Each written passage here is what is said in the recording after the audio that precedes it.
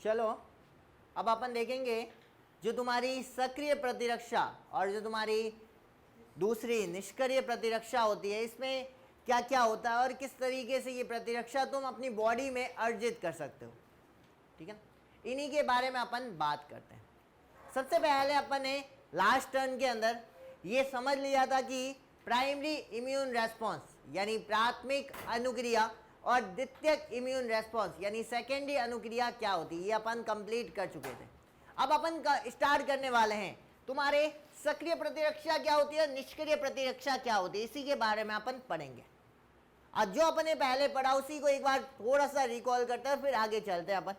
ठीक है, अपन ने देखा था कि दो टाइप के रेस्पॉन्स होते हैं। पहला रेस्पॉन्स कौन सा था, प्राइमरी इम्यून रेस्पॉन्स, क्या नाम था, प्राइमरी इम्यून रेस्पॉन्स। और दूसरा कौन सा था, secondary immune response. Primary immune response कब आएगा, जब बैक्टीरिया बॉडी के अंदर कितनी बार घुसेगा, पहली बार घुसेगा। तो कौन सी एंटीबॉडी बनेगी तुम्हारी बॉडी के अंदर, आईजीएम। आईजीएम को बनने में ज्यादा समय लगेगा, कम समय लगेगा, ज्यादा समय लगेगा। और जो ये इम्यून रेस्पॉन्स होगा फास्ट होगा कि स्लो होगा, स्लो होगा। तो कमजोर होगा कि मजबूत होगा, कमजोर होगा। और सेकेंड इम्यून रेस्पॉन्स के अंदर देखा था बैक्टीरिया कौन सी बार घुसा था तुम्हारी बॉडी के अंदर, दूसरी बार। और जब दूसरी बार घुसा था तुम्हारी बॉडी में कौन सी प्रतिरक्षी बनी थी, आईजीजी। और आईजीजी बनी थी, उससे बनने में ज्यादा समय लगेगा, कम समय लगेगा, कम समय लगा था। फास्ट स्लो, फास्ट था कि स्लो रेस्पॉन्स था, फास्ट था। और फास्ट था तो मजबूत था कि कमजोर था, मजबूत था। और ये जो इम्यून रेस्पॉन्स अपन ने पढ़ा, इसके एक्स एक्सिस पे किसको अपन ने प्रमाणित किया था, समय को या टाइम को। और वाई एक्सिस पे किसको बताया था मैंने, रेस्पॉन्स को। समझ गए बात क्या, यहां तक दिक्कत है किसी को, जो अपन ने पढ़ लिया। अब बात करेंगे अपन अगले टॉपिक की जिसका नाम क्या है, सक्रिय प्रतिरक्षा और निष्क्रिय प्रतिरक्षा। सक्रिय का मतलब क्या होता है, एक सिंपल सा लॉजिक है इसके अंदर। मान लो तुम पढ़ाई कर रहे हो, ठीक है ना, और मैं तुम्हें नीट की प्रिपरेशन कर रहे हो, तुम सारे के सारे बैठे हो, सारे के सारे नीट की तैयारी कर रहे हो। और मैं तुम्हें एक दो कंडीशन बताता हूं तुम्हें, ठीक है ना, नीट की प्रिपरेशन के बीच में दो कंडीशन बताता हूं। पहली कंडीशन, मैं तुम्हें नीट का पेपर लाके दे दूं, समझोगे नहीं बात, कि नीट में यही एग्जैक्ट पेपर आएगा, फिजिक्स केमिस्ट्री बायो के, और यही क्वेश्चन आएंगे 200 के 200। समझ गए पहली बात मेरी, कि मैं तुम्हें पूरा पेपर लाके दे देता हूं। और दूसरी कंडीशन समझना, मैं तुम्हें क्या करता हूं, मैं तुम्हें पेपर नहीं बताता हूं, मैं तुम्हें बोलता हूं कि कंटिन्यू तुम्हें पढ़ना पड़ेगा, रेगुलर पढ़ना पड़ेगा। समझोगे नहीं समझ रहे हो बात मेरी। अब मानो कि तुम्हें पेपर मिल गया बना बनाया कि पेपर ऐसा ही होगा, तो क्या तुम पढ़ाई करोगे क्या, क्या तुम उस समय पढ़ाई के लिए एक्टिव होंगे कि निष्क्रिय होंगे, निष्क्रिय होंगे। और अगर मैं तुम्हें बोलूं कि पेपर नहीं मिलेगा, तुम्हें जी जान लगानी पड़ेगी, तो तुम एक्टिव होंगे कि निष्क्रिय होंगे, यही है, कुछ और है ही नहीं। एक्टिव इम्यूनिटी और तुम्हारी पैसिव इम्यूनिटी में यही होता है, और कुछ होता ही नहीं है। अगर तुम्हें बाहर से बनी बनाई एंटीबॉडी तुम्हारी बॉडी को मिल गई, क्या तुम्हारी बॉडी काम करेगी क्या, क्या तुम्हारी बॉडी प्रतिरक्षी बनाएगी क्या, नहीं बनाएगी। तो वो कौन सी इम्यूनिटी होगी, निष्क्रिय प्रतिरक्षा होगी। वो कौन सी होगी, पैसिव इम्यूनिटी होगी। और अगर मान लो तुम्हें बॉडी को बनी बनाई तुमने एंटीबॉडी नहीं दी, तो तुम्हारी बॉडी क्या एंटीबॉडी बनाएगी क्या, बनाएगी। और बनाएगी तो कौन सी होगी, सक्रिय प्रतिरक्षा। जब तुम्हारी खुद की बॉडी किसी भी प्रतिजन के खिलाफ प्रतिरक्षी का फॉर्मेशन करती है, तो उसे क्या बोलेंगे अपन, सक्रिय प्रतिरक्षा। और जब तुम्हें बाहर से बनी बनाई एंटीबॉडी मिल जाती है, तो उसे क्या बोलेंगे अपन, निष्क्रिय प्रतिरक्षा। आगे बात समझ में क्या, समझ में आ रही है बात क्या।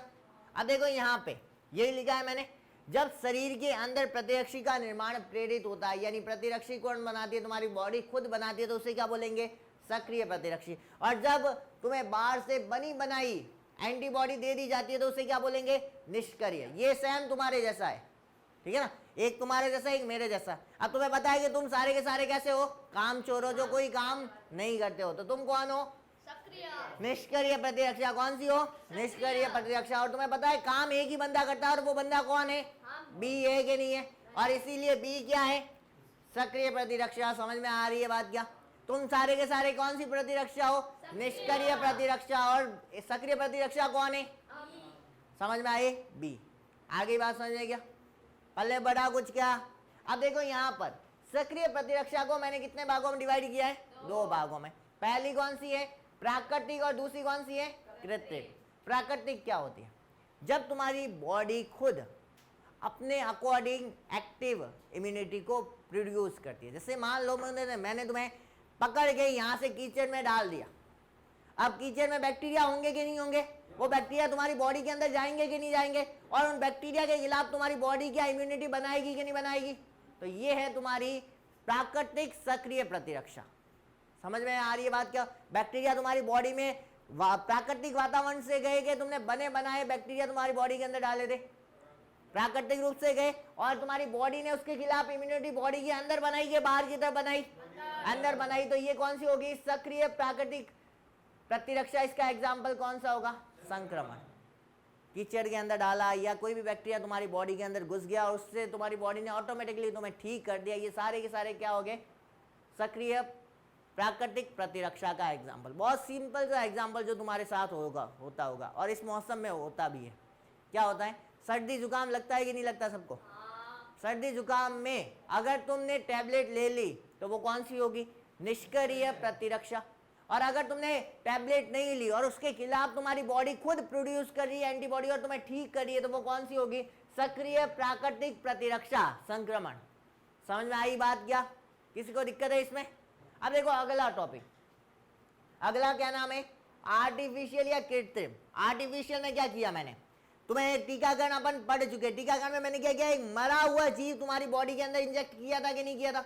और जब मरा हुआ जीव तुम्हारी बॉडी के अंदर इंजेक्ट किया जाता है तो तुम्हारी बॉडी उसके खिलाफ बॉडी के अंदर प्रतिरक्षी बनाएगी कि नहीं बनाएगी? और जब बॉडी के अंदर प्रतिरक्षी बनेगी तो इसे क्या बोलेंगे? सक्रिय कृत्रिम प्रतिरक्षा। एग्जाम्पल बहुत अच्छे से याद करना है क्योंकि ये टॉपिक बहुत इंपॉर्टेंट है, क्योंकि यहाँ से एग्जाम्पल आते हैं। अगर तुम्हें पूछा जाए सक्रिय प्राकृतिक प्रतिरक्षा का एग्जाम्पल कौन है, तो संक्रमण हो सकता है किसी भी प्रकार का।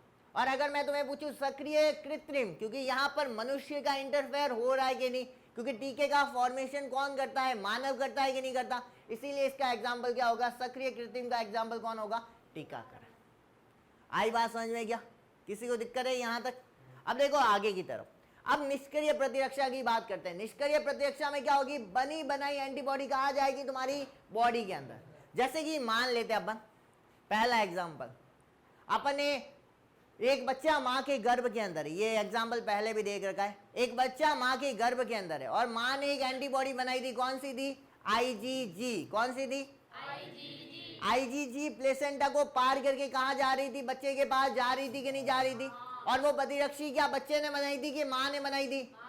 माँ ने बनाई थी। तो माँ की बनाई प्रतिरक्षी किसको मिल रही है? बच्चे को। क्या बच्चे की बॉडी ने बनाई थी कि माँ की बॉडी ने बनाई थी? इसीलिए इसको कहाँ रखा मैंने?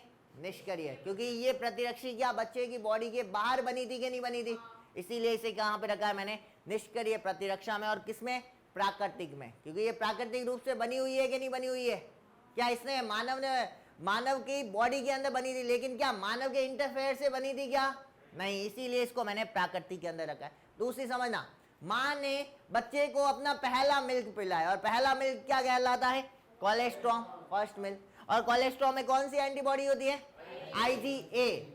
आईजीए एंटीबॉडी बच्चे को मिलेगी कि नहीं मिलेगी? क्या बच्चे की बॉडी बनाएगी कि माँ की बॉडी बनाएगी? माँ की बॉडी बनाएगी, बच्चे की बॉडी नहीं बनाएगी। तो बच्चे को मिलेगी। ठीक है, बनाई किसने होगी? माँ ने। इसीलिए इसको कहाँ रखा मैंने? निष्क्रिय प्रतिरक्षा में। अगर बच्चे ने खुद ने बनाई होती और बच्चे की बॉडी में मिल जाती तो ये क्या कहलाती? सक्रिय प्रतिरक्षा कहलाती। आई बात समझ में? क्या अगला देखो, यहाँ पर आर्टिफिशियल की बात करते हैं। आर्टिफिशियल किसे कहते हैं समझना।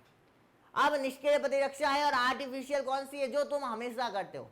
तुम बीमार पड़ते हो, टैबलेट लेते हो कि नहीं, इंजेक्शन लगाया जाता है तुम्हें, वो जितनी भी प्रतिरक्षी होती है सारी की सारी कौन सी होती है? निष्क्रिय कृत्रिम प्रतिरक्षा। क्योंकि वो जितनी भी टैबलेट्स होती है वो किससे बनी होती है? केमिकल से बनी होती है और मानवीय हस्तक्षेप से बनी होती है। जैसे एंटीवीनम। एंटीवीनम क्या होता है? जब तुम्हें सांप काट लेता है तो सांप के विष को खत्म करने के लिए एक दवाई दी जाती है डॉक्टर के द्वारा। उस दवाई का नाम क्या होता है? एंटीवीनम। और जितनी भी मेडिसिन तुम लेते हो सारे की सारी किसके अंतर्गत आएगी? कृत्रिम के अंतर्गत आएगी। समझ में आई बात? क्या यहाँ तक किसी को दिक्कत है? क्या आगे बात समझ यहाँ तक? तो बताना, उपार्जित प्रतिरक्षा मुख्य रूप से कितने टाइप्स की होगी? ये वाली तो पहली कौन सी होगी? सक्रिय प्रतिरक्षा। और दूसरी निष्क्रिय प्रतिरक्षा। सक्रिय बॉडी के अंदर बनेगी कि बॉडी के बाहर बनेगी? बॉडी के अंदर बनेगी तो कितने टाइप की होगी? दो। पहली कौन सी होगी? प्राकृतिक। और दूसरी कौन सी होगी? कृत्रिम। प्राकृतिक का एग्जाम्पल क्या है? संक्रमण। और कृत्रिम का एग्जाम्पल कौन सा है? टीकाकरण। दूसरी कौन सी थी? निष्क्रिय प्रतिरक्षा। बॉडी के अंदर बनेगी कि बाहर बनेगी? बाहर बनेगी। कितने टाइप की होगी? दो टाइप की। पहली कौन सी है? प्राकृतिक। दूसरी कौन सी है? कृत्रिम। प्राकृतिक का एग्जाम्पल बताना है। पहला कौन सा है? अपरा में कौन सी होती है? IgG। दूसरी कौन सी होती है? प्रथम मिल्क। और प्रथम मिल्क का नाम क्या होता है? कोलेस्ट्रॉम। का दूसरा नाम क्या होता है? हीच। इसमें कौन सी एंटीबॉडी होती है? IgA। इसके बाद दूसरे की बात करते हैं। दूसरा कौन सा था अपना? कृत्रिम। कृत्रिम में कौन सी आएगी? दो एग्जाम्पल। पहला कौन सा है? एंटीवेनम। और दूसरा ऑल मेडिसिन। और यही है तुम्हारा सक्रिय और निष्क्रिय प्रतिरक्षा, जो अपना कंप्लीट होता है यहाँ पे। अब इसके बाद अगला टॉपिक देखते हैं। अगले टॉपिक का नाम है तुम्हारा मानव में प्रतिरक्षा तंत्र। मानव में प्रतिरक्षा तंत्र की बात करें, जो तुम्हारी बॉडी है ये पूरा का पूरा इम्यून रेस्पॉन्स दर्शाती है, प्रतिरक्षा तंत्र बनाती है। और तुम्हें पता है कि तंत्र का मतलब क्या होता है? मैंने पहले ही बताया था, अंगों का समूह। तो क्या यहाँ एक ऑर्गन काम आएंगे कि बहुत सारे ऑर्गन्स काम आएंगे? और ये बहुत सारे ऑर्गन्स कौन कौन से, वो तुम्हें पढ़ना पड़ेगा। और यही अपन पढ़ रहे हैं कि कौन कौन से ऑर्गन्स तुम्हारे इम्यूनिटी को स्ट्रांग बनाने के लिए रेस्पॉन्सिबल होते हैं, और उन्हीं ऑर्गन्स को अपन पढ़ने वाले हैं। जितने भी ऑर्गन जो अपने प्रतिरक्षा तंत्र में भाग लेते हैं, उन सभी ऑर्गन्स को मैंने कितने भागों में डिवाइड कर दिया? दो भागों में। पहला कौन सा है? प्राथमिक लिम्फोसाइड ऑर्गन्स। दूसरा कौन सा है? द्वितीयक लिम्फोसाइड ऑर्गन्स। प्राथमिक लिम्फोसाइड ऑर्गन्स कौन से होंगे? तुम्हें पता है कि तुम्हारे प्रतिरक्षा तंत्र को मजबूत करने के लिए दो सेल रेस्पॉन्सिबल होती है। पहली सेल कौन सी है? B lymphocyte. और दूसरी कौन सी है? T lymphocyte. यही कुल मिलाकर के तुम्हारे पूरे इम्यून सिस्टम का फॉर्मेशन करती है। और तुम्हारे इम्यून सिस्टम को बनाने के लिए दो सेल जिम्मेदार होती है। तो इन दो सेल का जहां पर भी निर्माण होता है और जहां पर भी ये परिपक्व हो जाती है, उस सभी ऑर्गन्स को अपन क्या कहेंगे? प्राथमिक लिम्फोसाइड ऑर्गन। फिर से सुनना, तुम्हें पता है कि प्रतिरक्षा तंत्र के निर्माण के लिए कितनी सेल रेस्पॉन्सिबल है? दो सेल। पहली कौन सी है? B lymphocyte. और दूसरी कौन सी है? T lymphocyte. और इन दोनों का जो भी निर्माण हो रहा है, जहां पर भी हो इनका फॉर्मेशन हो, और जहां पर भी इनका मैच्योरेशन हो, जहां पर भी इनका परिपक्वन हो, उन सभी ऑर्गन्स को अपन क्या बोलेंगे? प्राथमिक लिम्फोसाइड ऑर्गन्स बोलेंगे। और ये ऐसे कितने ऑर्गन्स अपन पहले ही पढ़ चुके हैं? दो ऑर्गन्स होते हैं कि नहीं? पहला कौन सा है? अस्थि मज्जा। क्योंकि बी लिम्फोसाइड का निर्माण कहाँ होता था? बोन मैरो में। उसका परिपक्वन कहाँ होता था? बोन मैरो में। टी लिम्फोसाइड का निर्माण कहाँ होता था? बोन मैरो में। और इसका परिपक्वन कहाँ पे होता था? थाइमस में। इसीलिए दो ऑर्गन्स थे कि नहीं थे? तो ये दो ऑर्गन्स लिखे कि नहीं लिखे? मैंने पहला कौन सा लिखा है? अस्थि मज्जा, जिसे इंग्लिश में क्या कहते हैं? Bone marrow. दूसरा कौन सा है? थाइमस ग्रंथि। आ गई बात समझ में? क्या समझ गए पहले का मतलब? अब दूसरे का मतलब समझते हैं। अब देखो, पहली बात समझ में आ गई कि निर्माण होगा, जहां इसका परिपक्व होगा, उन ऑर्गन्स को इनके अंतर्गत रखेंगे। अब दूसरे में किसको रखेंगे? जहां बी और टी लिम्फोसाइड का विभेदन होता है। जिस भी भाग में जाकर के बी लिम्फोसाइड और टी लिम्फोसाइड अपना विभेदन करती है। अब ये विभेदन क्या होता है? चलो ठीक है, समझ में आ गया कि बी लिम्फोसाइड और टी लिम्फोसाइड जहां पर भी जाएगी। लेकिन इस विभेदन का मतलब क्या होता है? किसी को पता है क्या? विभेदन का मतलब है जो अपन पहले भी पढ़ चुके हैं। तुम्हें पता है टी लिम्फोसाइट थी, वो आगे कितने टाइप्स की सेल बना रही थी? चार। बी लिम्फोसाइट थी, वो कितने प्रकार की सेल बना रही थी? तो ये विभेदित हो रही थी। चार प्रकार की सेल में टी लिम्फोसाइट विभेदित हो रही थी, और बी लिम्फोसाइट कितने प्रकार की सेल में विभेदित हो रही थी? दो प्रकार की। समझ में आ रही है बात? और जहां पर भी जाकर ये चार सेल का फॉर्मेशन करे टी लिम्फोसाइट, जहां पर भी जाकर ये बी लिम्फोसाइट दो प्रकार की सेल का फॉर्मेशन करेगी, इसे इसका क्या बोला जाता है? विभेदन बोला जाता है। और ये विभेदन कौन कौन से भागों में होगा? नाम याद रखना है। पहला कौन सा है? लसिका तथा रसिका गांठें, लिम्फ तथा लिम्फ नोड। ठीक है ना? बहुत बड़ा भाग होता है जो तुम्हारी इम्यूनिटी को सबसे ज्यादा स्ट्रॉन्ग करता है। पहला भाग कौन सा है? लसिका तथा लसिका गांठें। दूसरा भाग कौन सा है तुम्हारा? टॉन्सिल, जो तुम्हारे गले के अंदर कभी कभी होते हैं। वहां पे क्या होता है? बहुत ज्यादा मात्रा में WBC हो जाने के कारण, या तुम्हारी इम्यूनिटी ज्यादा एक्टिव होने के कारण ऐसा होता है। तो दूसरा कौन सा है तुम्हारा? टॉन्सिल। तीसरा कौन सा होता है? प्लिया या स्प्लीन। और चौथा कौन सा है? पेयर पेशेज, जो तुम्हारे आंत्र के अंदर पाए जाते हैं। तो 4 नाम तुम्हें याद रखने हैं अभी के लिए। पहला नाम कौन सा है? लसिका, लसिका तथा रसिका गांठे। दूसरा कौन सा है? टॉन्सिल। तीसरा कौन सा है? इलिया। चौथा कौन सा है? Pair patches.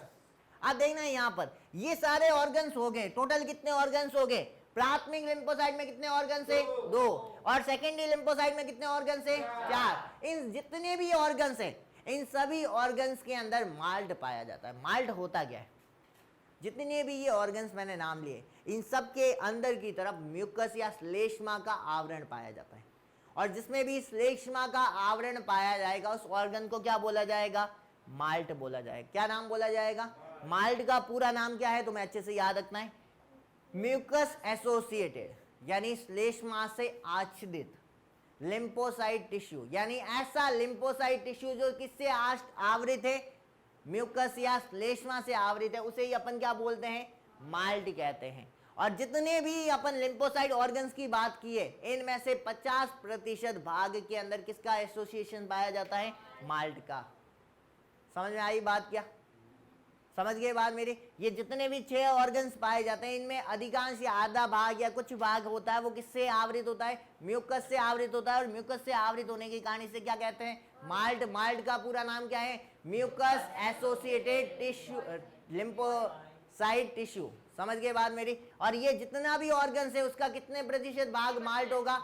50% भाग। आगे बात समझ में किसी को दिक्कत है क्या? यहां पर तुम्हारा ये मानव शरीर में प्रतिरक्षा तंत्र क्या होता है? कंप्लीट होता है। एक बार फिर से अपन रिवाइज करते हैं फिर यहां पे इसको खत्म करते हैं। तो मानव का प्रतिरक्षा तंत्र कितने प्रकार का होगा? 2। पहला कौन सा है? प्राथमिक लिम्फोसाइट अंग। दूसरा कौन सा होगा? द्वितीयक लिम्फोसाइट ऑर्गन्स। प्राथमिक लिम्फोसाइट ऑर्गन्स में क्या होगा? बी और टी का क्या होगा? निर्माण होगा और क्या होगा? परिपक्वन होगा। इस ये कितने ऑर्गन्स में होता है?